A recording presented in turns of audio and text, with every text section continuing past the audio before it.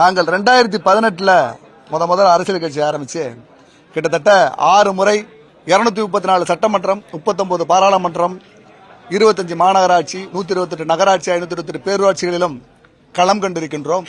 கடாய் சின்னத்தில் ஒரே சின்னத்தை பெற்றுள்ளோம்.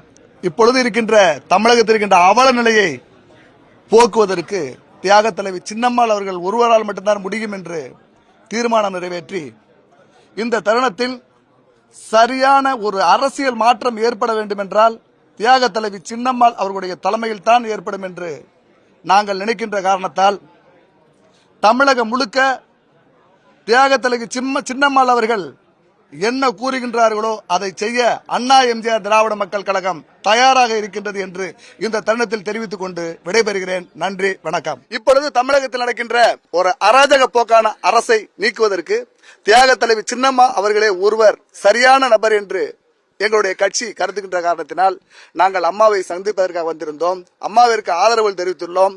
அம்மா என்ன செய்கிறார்களோ சொல்லுகின்றார்களோ அதை நாங்கள் தமிழகம் முழுக்க எடுத்து செல்வதற்கு, இந்த விடியா திமுக அரசை அகற்றுவதற்கு நாங்கள் தயாராக இருக்கின்றோம்.